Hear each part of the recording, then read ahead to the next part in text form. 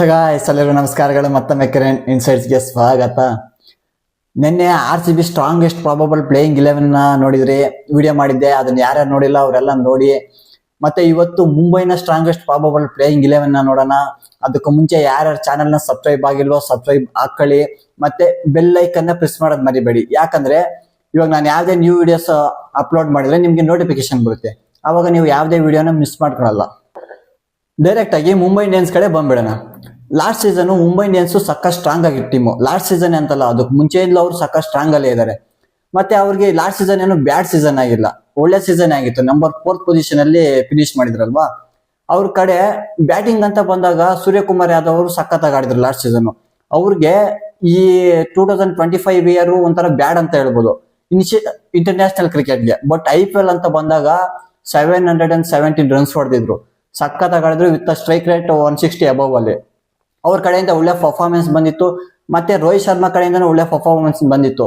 Above 400 runs ಇದ್ರು, ಅವರು ಸಖತ್ತಾಗಿ ಆಡಿದ್ರು. ಇವ್ರಿಗೆ ಪ್ರಾಬ್ಲಮ್ ಆಗಿರೋದಿಲ್ಲ ಅಂದ್ರೆ ಬೌಲಿಂಗ್ ಯೂನಿಟ್ ಅಲ್ಲಿ ಅಂತ ಹೇಳ್ತೀನಿ. ಹೌದು, ಯಾಕಂದ್ರೆ ಜಸ್ಪ್ರೀತ್ ಬುಮ್ರಾ ಅವ್ರ ಬಗ್ಗೆ ಮಾತಾಡಂಗೆ ಇಲ್ಲ. ಅವ್ರು ಯಾವಾಗಿದ್ರು ಒಳ್ಳೆ ಎಕಾನಮಿಲೇ ಬೌಲ್ ಮಾಡ್ತಾರೆ. ಬಿಲೋ 7 ಇತ್ತು ಅವ್ರದ್ದು ಎಕಾನಮಿ, ಅವ್ರು ಸಖತ್ತಾಗೇನೆ ಮಾಡ್ತಾರೆ, ಅವ್ರ ಬಗ್ಗೆ ಮಾತಾಡಂಗೆ ಇಲ್ಲ. ನೆಕ್ಸ್ಟ್ ಮಿಚೆಲ್ ಸ್ಯಾಂಟ್ನರ್, ಇವರು ಸಹ ಮುಂಬೈ ಇಂಡಿಯನ್ಸ್ ಕಡೆ ಲಾಸ್ಟ್ ಸೀಸನ್ ಸಖತ್ತಾಗಿ ಮಾಡಿದ್ರು. ಬಿಲೋ 8 ಇತ್ತು ಎಕಾನಮಿ. ಬಿಲೋ 8 ಅಂದ್ರೂ T20 ಕ್ರಿಕೆಟ್ ಅಲ್ಲಿ ಅಷ್ಟೊಂದೇನು ಬ್ಯಾಡ್ ಅಲ್ಲ, ಗುಡ್ ಅಂತಾನೆ ಹೇಳ್ಬೋದು. ಬಟ್ ಪ್ರಾಬ್ಲಮ್ ಎಲ್ಲಿ ಅಂದ್ರೆ ಟ್ರೆಂಟ್ ಬೋಲ್ಟ್. ಮುಂಬೈ ಇಂಡಿಯನ್ಸ್ ಕಡೆ ಹೆಚ್ಚು ವಿಕೆಟ್ಸ್ ಪಡೆದಿರೋದು ಟ್ರೆಂಟ್ ಬೋಲ್ಟೆ, 22 ವಿಕೆಟ್ಸ್ ಪಡ್ಕೊಂಡ್ರು. ಬಟ್ ಎಕಾನಮಿ ಬಂದು ನಿಯರ್ 9 ಇದೆ. T20 ಕ್ರಿಕೆಟ್ ಅಲ್ಲಿ 9 ಎಕಾನಮಿ ಅನ್ನೋದು ಒಂಥರ ಬ್ಯಾಡ್ ಅಂತಾನೆ ಹೇಳ್ಬೋದು. ಹೌದು, ನೆಕ್ಸ್ಟ್ ಮತ್ತೆ ಹಾರ್ದಿಕ್ ಪಾಂಡ್ಯನು ಅಷ್ಟೇ, ಅವರು ಅಬೌವ್ 10 ಇದ್ರು ಅವರು ಎಕಾನಮಿಯಲ್ಲಿ. ಬಟ್ ಇನ್ಯಾರ ಕಡೆಯಿಂದ ಚೆನ್ನಾಗಿಲ್ಲ. ಜಸ್ಪ್ರೀತ್ ಬುಮ್ರಾ, ಮಿಚೆಲ್ ಸ್ಯಾಂಟ್ನರ್ ಅಷ್ಟೇ ಅವ್ರ ಕಡೆ ಚೆನ್ನಾಗಿ ಮಾಡಿದ್ದು. ನನ್ಗೆ ಅನ್ಸಿದ್ ಮಾತ್ರ ಇವ್ರ ಕಡೆ ಬೌಲಿಂಗ್ ಅಲ್ಲಿ ಸ್ವಲ್ಪ ವೀಕ್ ಇತ್ತು ಲಾಸ್ಟ್ ಸೀಸನ್. ಮತ್ತೆ ಇವರು ನಂಬರ್ 4 ಪೊಸಿಷನ್ ಅಲ್ಲಿ ಫಿನಿಶ್ ಮಾಡಿದ್ರಲ್ವಾ. ಇವ್ರಿಗೆ ಇನಿಷಿಯಲ್ ಆಗಿ ಸ್ಟಾರ್ಟ್ ಚೆನ್ನಾಗಿ ಆಗಿದ್ದಿಲ್ಲ. ಕಂಟಿನ್ಯೂಸ್ ಆಗಿ 3 ಮ್ಯಾಚಸ್ ಸೋತ್ರು. ಆ ಟೈಮಲ್ಲಿ ಮಿಡ್ಲ್ ಆರ್ಡರ್ ಇರ್ಬೋದು, ಟಾಪ್ ಆರ್ಡರ್ ಇರ್ಬೋದು, ಬೌಲಿಂಗ್ ಯೂನಿಟ್ ಇರ್ಬೋದು, ಪ್ರತಿಯೊಂದು ಕೊಲಾಪ್ಸ್. ಆ 3 ಮ್ಯಾಚಸ್ ಯಾರು ಪರ್ಫಾರ್ಮೆನ್ಸ್ ಕೊಟ್ಟಿದ್ದಿಲ್ಲ ಸರಿಯಾಗಿ. ಆದ್ರಿಂದ ಕಂಟಿನ್ಯೂಸ್ ಆಗಿ 3 ಮ್ಯಾಚ್ ಸೋತ್ರು. ಎಲ್ಲರೂ ಶಾಕು, ಇಷ್ಟು ಸ್ಟ್ರಾಂಗ್ ಐತೆ ಟೀಮು 3 ಮ್ಯಾಚಸ್ ಸೋತ್ರಲ್ವಾ ಅಂತ. ಅವ್ರಿಗೆ ಆಗ ಪ್ಲೇ ಆಫ್ಸ್ ಬರೋದು ಕಷ್ಟ ಆಗಿತ್ತು. ನೆಕ್ಸ್ಟ್ 3 ಮ್ಯಾಚ್ ಸೋತ್ ಮೇಲೆ ನೆಕ್ಸ್ಟ್ ಕಮ್ ಬ್ಯಾಕ್ ಮಾಡಿದ್ರಲ್ವಾ, ಯಾವ ರೀತಿ ಮಾಡಿದ್ರ ಅಂತ ನಿಮ್ಗೆಲ್ಲ ಗೊತ್ತಿರುತ್ತೆ. ಕಂಟಿನ್ಯೂಸ್ ಮ್ಯಾಚಸ್ ವಿನ್ ಆದ್ರು. ಮತ್ತೆ ನಂಬರ್ 4 ಪೊಸಿಷನ್ ಬಂದು ಪ್ಲೇ ಆಫ್ಸ್ ಎಂಟ್ರಿ ಕೊಟ್ರು. ಎಲಿಮಿನೇಟರ್ ಅಲ್ಲಿ GT ವಿರುದ್ಧ ವಿನ್ ಆದ್ರು. ಮತ್ತೆ ಕ್ವಾಲಿಫೈಯರ್ 2 ಅಲ್ಲಿ ಪಂಜಾಬ್ ವಿರುದ್ಧ ಸೋತ್ರು. ಇಲ್ಲಿಗೆ 2025 MI ಜರ್ನಿ ಮುಗೀತು. 2025 ಮುಗಿತಾ ಇದ್ದಂಗೆ ನೆಕ್ಸ್ಟ್ ಆಕ್ಷನ್ ಅಲ್ಲಿ ಪಿಕ್ ಮಾಡಿದ್ದು ಬೆಸ್ಟ್ ಪಿಕ್ ಅಂದ್ರೆ ಕ್ವಿಂಟನ್ ಡೆಕಾಕ್. ಜಸ್ಟ್ 1 crore ಅಲ್ಲಿ ಸಿಕ್ಕಿದ್ರು. ಇದನ್ನ ಬೆಸ್ಟ್ ಪಿಕ್ ಅಂತ ಹೇಳ್ಬೋದು. ಮತ್ತೆ ಯಾರ್ಯಾರು ರಿಮೈನಿಂಗ್ ಇದಾರಲ್ವಾ, ಎಲ್ಲ ಯಂಗ್ಸ್ಟರ್ಸ್ ನ ಪಿಕ್ ಮಾಡಿದ್ರು, ಅವ್ರನ್ನೆಲ್ಲ ಬ್ಯಾಕಪ್ ಪ್ಲೇಯರ್ಸ್ ಆಗಿ ಪಿಕ್ ಮಾಡ್ಕೊಂಡಿರೋದು ಅಷ್ಟೇ.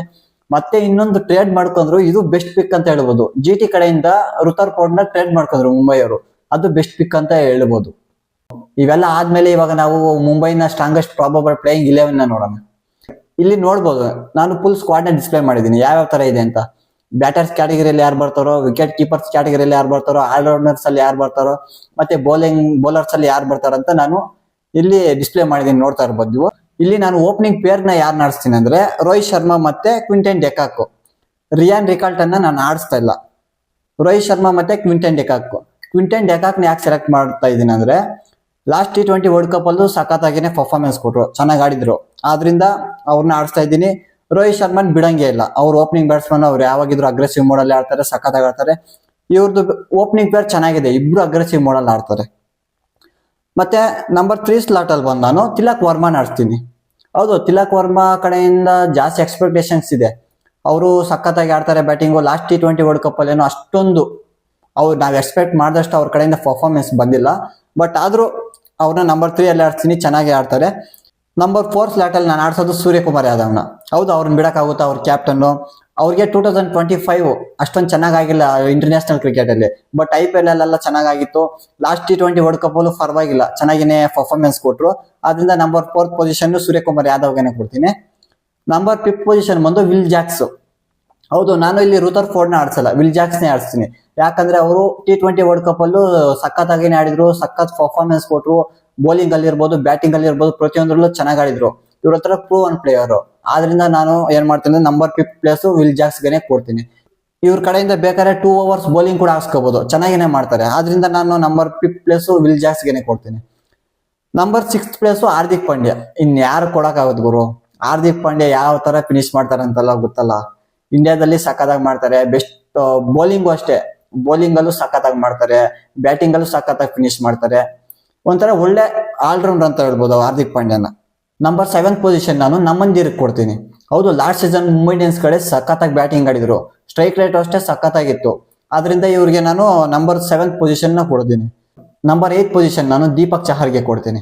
ಯಾಕಂದ್ರೆ ಲಾಸ್ಟ್ ಸೀಸನ್ ಇವರು ಮುಂಬೈ ಇಂಡಿಯನ್ಸ್ ಕಡೆ ಅಷ್ಟೊಂದು ಪರ್ಫಾರ್ಮೆನ್ಸ್ ಚೆನ್ನಾಗಿ ಕೊಟ್ಟಿಲ್ಲ.